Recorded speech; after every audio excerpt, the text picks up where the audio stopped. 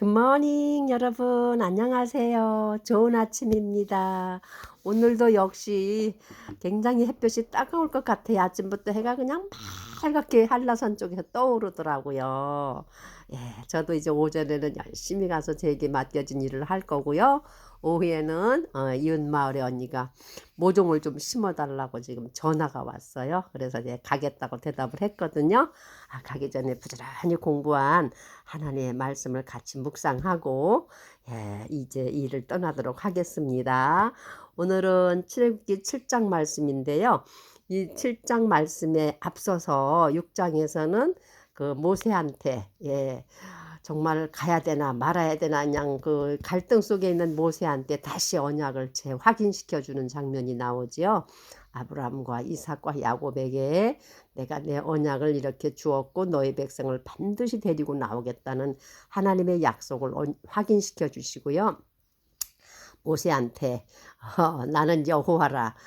아브라함과 이삭과 야곱에게도 알려주지 않은 이름 여호와를 너에게 가르쳐 준다고 하면서 전능자 스스로 계신 하나님이 너와 함께 한다고 하면서 모세한테 용기를 줍니다.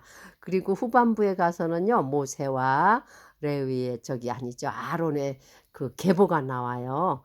거기에 보면 이스라엘의 아들 첫 번째 루벤, 둘째 시므온, 셋째 레위에게서 세 아들이 나오는데 세 아들 중에서 둘째인 그 고핫에게서 아므람이라는 분이 나오는데 그 아므람이 그 아버지의 누이 요게벳과 결혼을 해서 모세와 아론을 낳았더라 이랬습니다.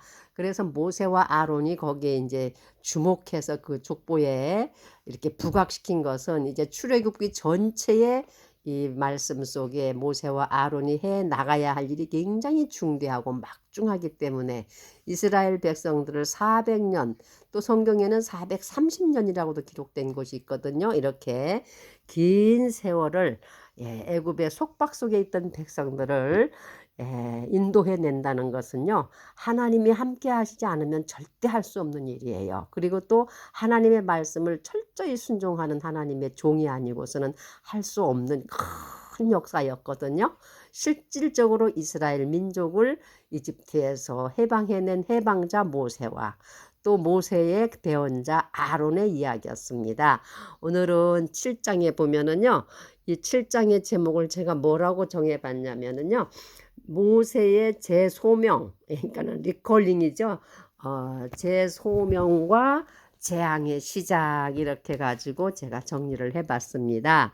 25절까지 1절에서 25절까지 말씀인데요. 1절에서 7절까지는 모세의 재소명, 리콜링, 다시 소명을 확인시켜 주는 거고요.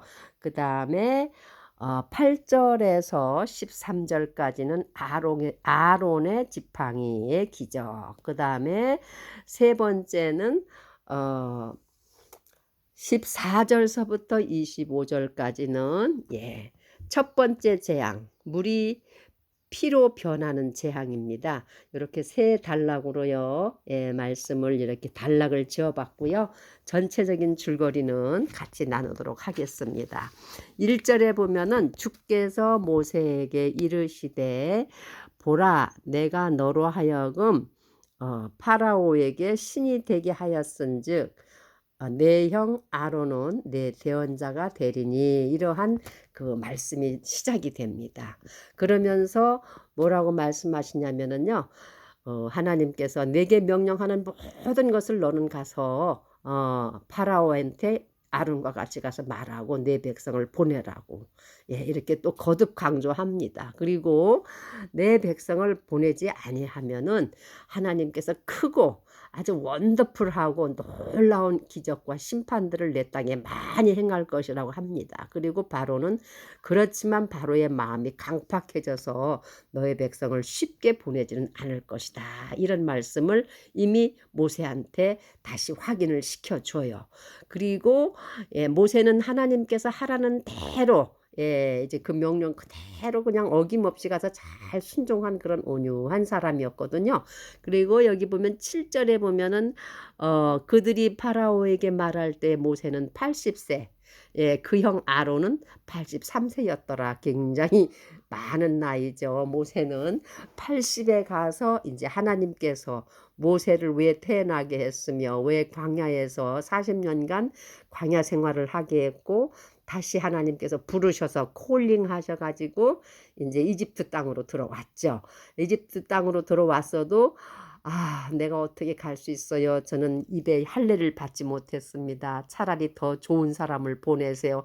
계속 거듭거듭 모세는 이제 의기소침해서 어떻게 내가 그렇게 큰 일을 할 수 있습니까? 주님 막 이렇게 할 때 주님께서 거듭거듭 언약을 재확인시켜주고 오늘 7절에 보면은 재콜링 다시 너는 바로에게는 신이 되고 너희 형 아론은 너의 대언자 프로펫 예 선지자가 될 것이다. 프로펫 그렇죠. 선지자가 될 것이다. 대언하는 사람이 된다 그래요.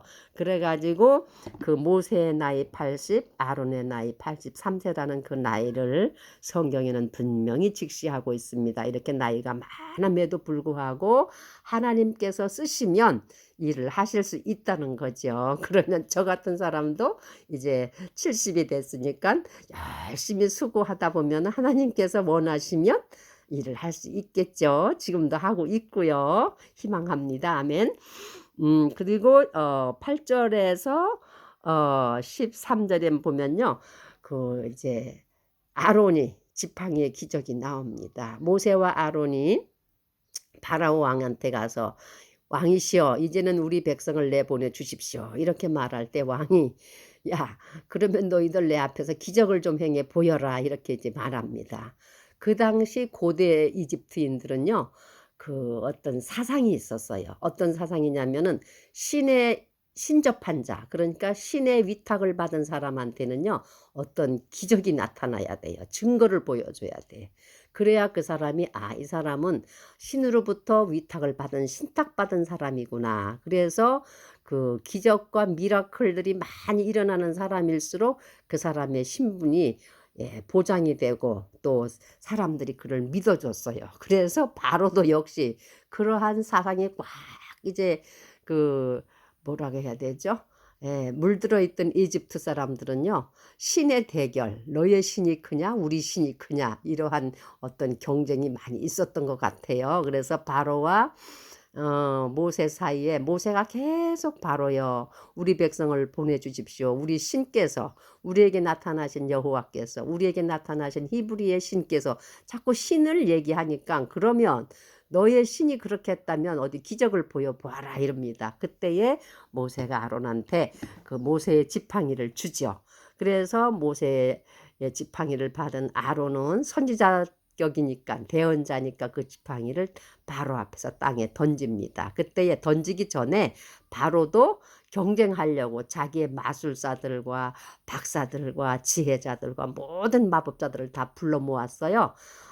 이 모세와 아론이 자꾸 와서 자기들의 신의 이름을 이렇게 얘기하니 너희들 다 모여서 우리 애굽 신과 모세와 아론이 얘기하는 그 히브리인의 신하고 한번 대결을 하자. 그래가지고 모여서 아론이 모세에게서 준 그 하나님의 지팡이, 하나님의 능력이 지팡이죠. 그 지팡이를 바로 앞에 이렇게 던졌습니다. 그러니까 뱀이 됐어요. 그것을 본 그 에집트의 마법사들, 술객들도요, 같이 따라서 자기들의 저기를 이제 행하죠. 행하니까 그들도 뱀이 됐다 그랬어요. 근데 비슷하다 그랬어요. 성경에는 보면요, 그 뱀은 되긴 됐는데 비슷했다 그랬어요. 그래서 결국은 아론의 그 뱀이, 아론의 막대기가 이제 뱀으로 변한 그 뱀이 스왈로 그 애굽의 마술사들이 던져서 뱀이 된 그 뱀들을 다 집어 삼켜버렸어요. 그럼 누가 이긴 거죠? 하나님의 막대기인 아론의 막대기가 이긴 거예요. 근데 바로는 그 일을요, 마음에 두지도 않고 신경도 안 쓰고 마음이 강팍해져서 거부했다 그랬어. 여기 보면은 듣질 않았다 그래. 귀를 기울이지 아니하였으니 주께서 말씀하신 것과 같았더라 하고 13절에 애굽의 술사들을 불러가지고 경쟁해 보니까 별거 아니야 니네 신. 우리 신들도 이거 봐라 이렇게 다 만들잖아. 그렇게 하고 이제 바로가 또 마음을 굳힙니다. 그리고 14절에서부터 보면은요. 이제는 하나님께서 본격적으로 이제 재앙을 결정하십니다. 그 재앙이 뭐냐면은 첫 번째 재앙으로서 물이 피가 되는, waters turn blood, blood, 이렇게 물이 피가 되는 재앙을 바로에게 얘기를 합니다. 참 하나님은 친절하셔요. 당신이 판단하시고 심판하실 그 왕에게 그냥 느닷없이 심판하시는 분이 아니고요. 반드시 선지자 모세와 아론을 대등시켜 가지고 그들의 입을 통해서 너희 땅에 점점점 네가 마음이 강팍해서 내 백성을 보내지 아니하면 내가 더 크고 놀라운 이적들과 심판으로 너에게 행할 것이다 하고 계속 거듭거듭 모세와 아론의 입술을 통해서 이제 경고를 줍니다. 경고를 주면서 모세에게 뭐라고 하냐면요. 이제 다음 날 모세야, 반드시 파라오가 애굽에 있는 나일 강둑으로 나올 터니 너는 일찍 나가서 강둑에서 그를 만나거든 아론과 같이 가서 바로에게 또 말하여라. 내 백성을 보내라고. 히브리 사람들의 하나님께서 내 백성 보내서 광야에서 희생드리기를 원한다고 이렇게 말하라고 해요. 그러면서 주께서 이 말씀을 주시면서 바로가 그 말을 듣지 아니하거든 너의 손에 있는 막대기로 강에 있는 물들을 치라 그래요. 그러면 그 강이 물로 변한다고 했습니다. 그래서 그 강에 있는 그 강물이 물로 물이 피가 되면은 피는 생명이 살 수 없거든요. 얼마나 심한 비린내와 악취가 날 것 같아요. 그리고 모든 강에 있는 그 물고기들과 모든 생물체들이 죽어버리면 피도 썩어서 냄새를 내지만 그 피 속에 있는 모든 생물체가 죽어서 썩게 되면 얼마나 심한 악취가 날 거예요. 그래서 그 모든 악취로 인해서 백성들이 혐오하고 그 물 마시기를 싫어한다고 바로한테 이렇게 미리 예언을 해 줍니다. 그래서 바로를 만나 가지고 얘기를 하지만요. 바로는 그 말을 듣질 않아요. 듣지 않고 역시나 바로는 또 이집트의 술사들을 다 동원해 갖고 같이 나오죠.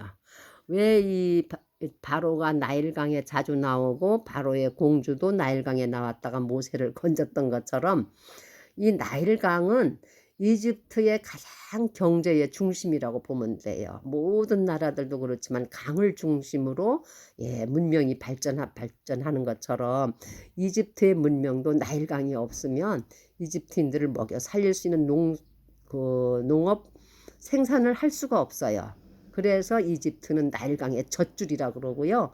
나일강의 생명이라 그랬어요. 그래서 나일강은 이집트의 경제적인 중심도 되지만 그들은 신을 많이 섬기는 사람들이기 때문에 나일강의 신을 굉장히 잘 섬기는 그런 사람들이었어요. 종교적인 중심도 되었고 그다음에 경제적인 중심도 된 것이 나일강이었어요.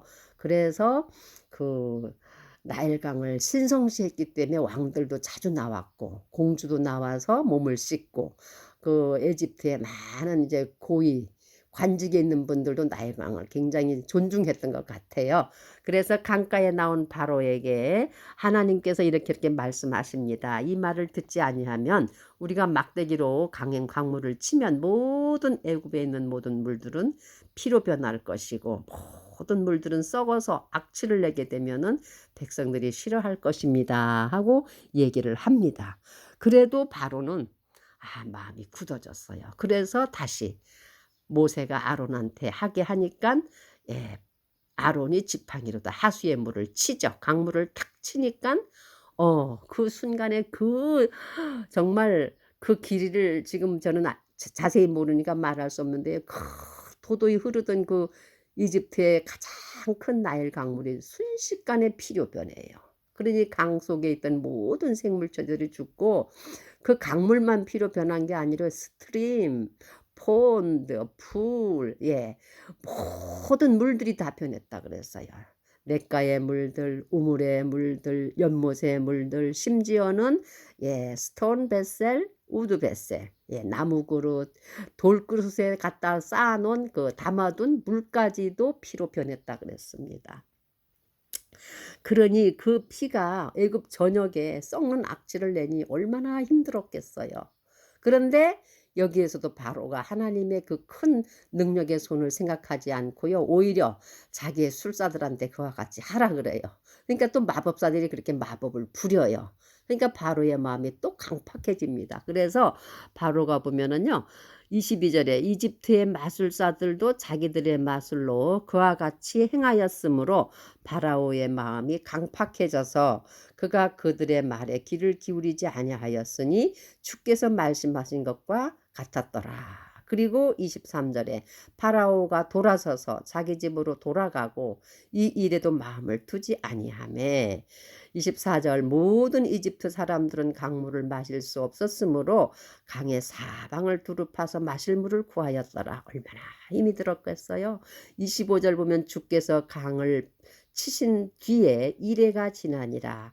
아마 이레가 지날 동안 이집트 사람들은 정말 고난을 겪었을 겁니다. 그러나 바로의 마음은 강팍해서 돌아설 줄을 모릅니다. 예, 오늘의 이 말씀에서요. 우리가 무엇을 생각할 수 있냐면은요. 예, 하나님께서는 높고 높은 보좌에서 계시지만 이 땅에 있는 모든 생명체들을 한시도 잠깐도 눈 깜짝할 사이도 간과하지 아니하시고 지나치지 않고 보살피고 있다는 것. 그래서 출애굽기 3장에는 보면요. 모세를 콜링할 때에 무슨 말씀을 하시냐면은 내가 하늘에서 너의 백성의 고난을 지금까지 보았고 그들의 crying, 그들이 울부짖고 탄식하는 소리를 내가 들었다, 모세야. 그리고 내가 과거에 너의 조상들한테 이 백성을 구원할 것이라고 약속을 했다. 젖과 꿀이 흐르는 땅으로 내가 데리고 갈 거라고 약속을 했으니 이제 네가 그 일을 해라 하고 부르짖을 때 하나님께서는요. 그 백성들이 부르짖는 소리와 그들의 고난당하는 것을 보시려고 하늘에서 come down, 내려오셨다 그랬어요. 어머, 제가 그 말씀을 묵상하면서 와, 하나님은 항상 우리한테 come down 하시는구나.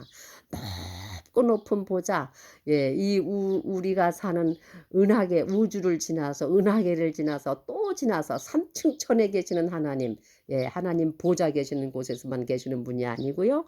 그 높은 보좌에 계신 하나님께서 그 거룩하신 하나님께서 늘 그 보좌 앞에 있는 내 생물들의 날개는 보면요. 안팎 좌우로 눈이 가득했더라 그랬어요. 그 눈은 뭐냐? 하나님의 눈이신데 온 세상을 온 바닷속을 온 땅속을 온 우주 만물을 두루두루 살피시는 하나님의 눈이시거든요. 그 눈이 살피시고 당신이 이제는 행동해야 되겠다 하실 때는 come down 내려오시는 분이 하나님이시라는 것을 저희가 느낄 수 있고요.